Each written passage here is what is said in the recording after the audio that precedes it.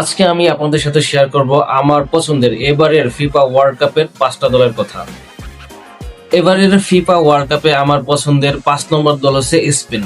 অনেকেই অবাক হবেন ভাই আমি কেন স্পেনকে 5 নম্বর রাখলাম। স্পেন তো ফর্মে আছে, ফিফা র্যাঙ্কিং এর 1 নম্বরে আছে।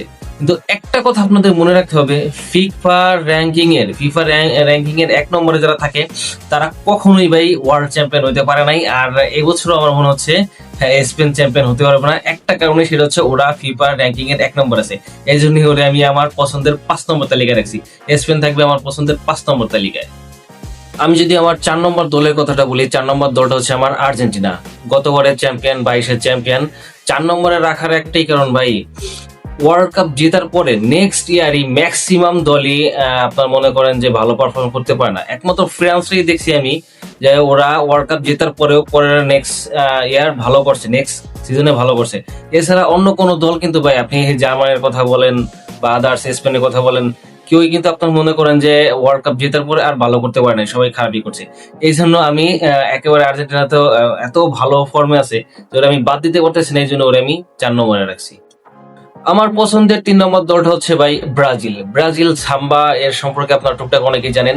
যদিও এই মুহূর্তে ব্রাজিল ফর্মে নাই, তারপরও আমি এদের 3 নম্বরে রাখছি একটা কারণেই, সেটা হচ্ছে ভাই ওয়ার্ল্ড কাপ সবসময় আনপ্রেডিক্টেবল দলই বেশি ম্যাক্সিমাম টাইমে জেতে। আমি যতটুকু দেখছি, অ্যানালাইজ করছি যে এরপর কার্লো আনচেলত্তি আছে, আর নতুন নতুন কিছু ইয়াংস্টার এরা আনতেছে। এরা যদিও ইউরোপীয়ভাবে পরিচিত না, ডাকনাম নাই, তা আশা করি এরা সারপ্রাইজ করবে। এই আশাতে আমি মনে করি যে এদেরকে 3 নম্বরে রাখছি। আমার পছন্দের 2 নম্বর দল, এই নামটা শুনলে অনেকে আমাকে গালি দিতে পারেন, দেন সমস্যা নাই, এটা হচ্ছে পর্তুগাল। পর্তুগালের 2 নম্বরে রাখার একটাই কারণ ভাই, ক্রিস্টিয়ানো রোনালদো, এছাড়া আর কিছু না।